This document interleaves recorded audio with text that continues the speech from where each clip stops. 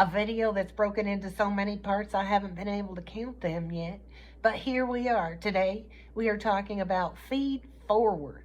Feed forward is an important process in the communication process because it helps people know what it is you're going to talk about. Now, in a speech, feed forward's called a preview. So who's to say that when you got a conversation going on or you got a story to tell, you might not want to give a little preview to what it is you're going to say. And actually, I think they got some 16 categories of feed forward, and we end up talking about 4 of them, right? So your first category of feed forward is actually, in terms of functions, to open the channels of communication. So this kind of feed forward is called phatic, P-H-A-T-I-C, which is pretty hot and tasty in terms of communication.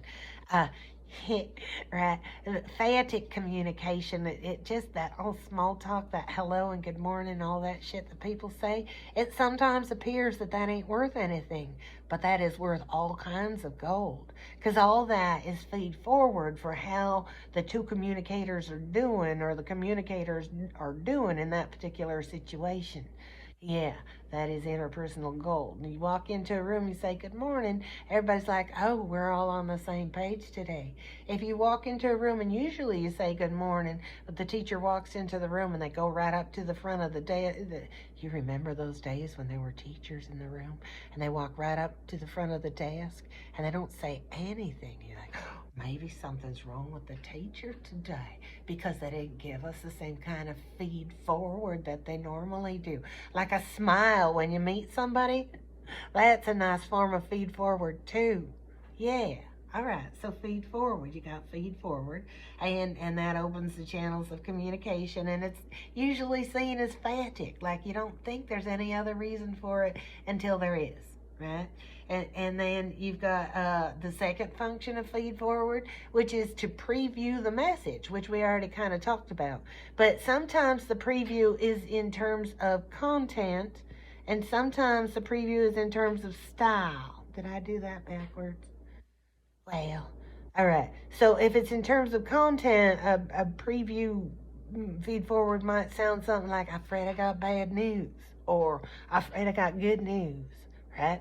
But I'm afraid I got good news. I hate to be afraid of good news, but sometimes you have to be. What the hell, right? Sometimes that feed forward is feed forward in terms of style. And then you say something like, this is going to sound all discombobulated, but just you hear me out, right? And you will know something special at the very end, right? Right. That's how that works. I'm working with that, yeah. So now your number 3 function of feed forward is to disclaim. Ding, ding, ding, disclaim, right? And they got several different kinds of disclaimers. Now, to know what a disclaim is, you kind of have to know what a claim is. Get your hands off my coffee. I claim this coffee as my own. It's my coffee, ma'am. That's claiming. You're saying it's important to you. It's part of your identity. And I am a coffee drinker. Don't you try and separate me from my coffee, because that is just how it is. Right?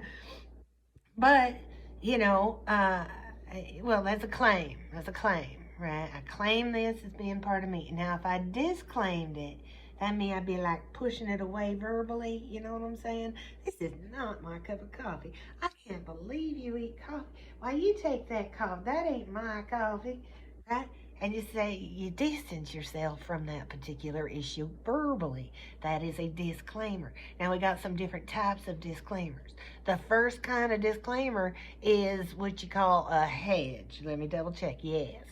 Now, a hedge is hedge, see, it says hedge, right? You disclaim the importance of whatever message you're about to send to your own identity. And this is very important because it allows you to escape the situation without getting beat to death. I mean, or something like that. So you say something like, you're talking to your sister here, and your sister's got some issues she's got to deal with, and you say, I'm no psychologist, but... Right? I'm no psychologist is the whole feed forward, and that allows you to send the message. But I've heard if you if you beat your kids, they're going to turn out a little warped. And then the sister can say something like this.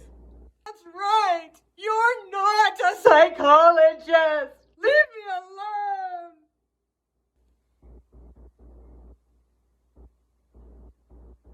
See, that's the power of a disclaimer in terms of feed forward. She's mad at me, but I said it and she heard it, and now she has to think about it later on. Right? We ain't gonna fight about it. I'm like, okay. I'm no psychologist. You're right. You're right. Right? All right. Now, sometimes you can use that hedger as a sin license and confuse the heck out of these categories, but we're just going to work with the categories, right?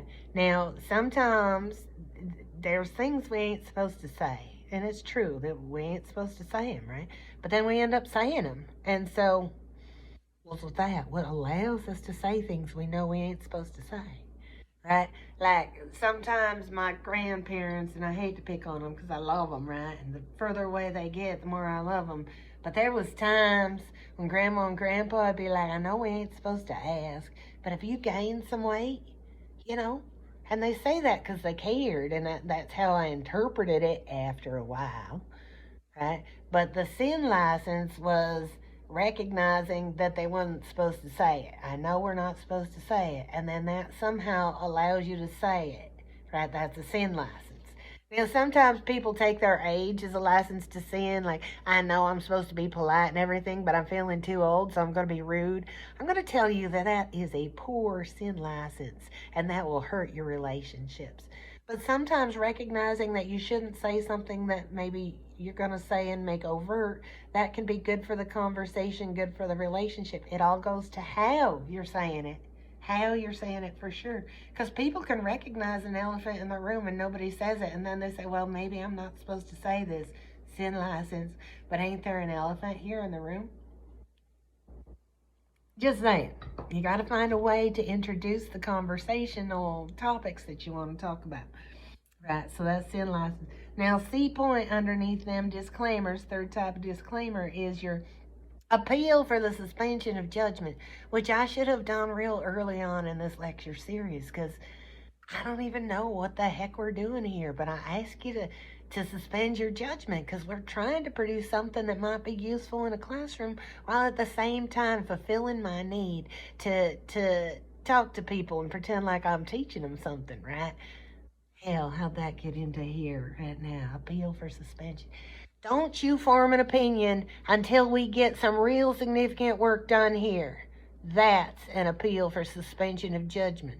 Or you're talking to your parents, because you went off and did something you shouldn't have done, and then they're talking to you, and you say, wait till you hear the whole story before you start talking. That is also an appeal for suspension of judgment, right? So there's that. And I got one more point for you here on this feed forward issue, and that is the point of alter casting. Alter casting is exactly what it is. Alter meaning changing, and casting like they do in Hollywood, like assigning characters. So in this case, you pretend you're like in a Hollywood studio with your friend. No, you just ask your friend to play a different role. That's what alter casting is, or your family member, your conversational partner, whoever it is you're talking to, right? And well, sometimes you do that so that you can run through some ideas and whatnot. It's important to run through some ideas, like how would you feel if a teacher loaded up a whole bunch of videos with herself dressed up like she's a hillbilly and told you shit she told you if she looked normal on a regular day in a classroom, right? And what would you do if that teacher looked normal in the classroom and then started showing you this shit in class? That'd be kind of scary if you ask me.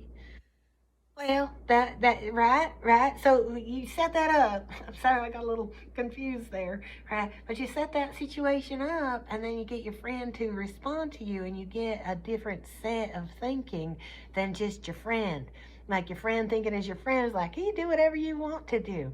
And then you ask your friend to think like your teacher. You ask your friend to think like, I don't know, the generalized other. You ask your friend to think about it from somebody else's perspective, and then that helps you construct what it is that you really need to do or say in terms of your message. Yeah, so them's are all forward, feed forward forms of feed forward. That's a fun one, ain't it? We got one last category, and I tell you, we are going to kill this lecture. Yeah, kill it with kindness.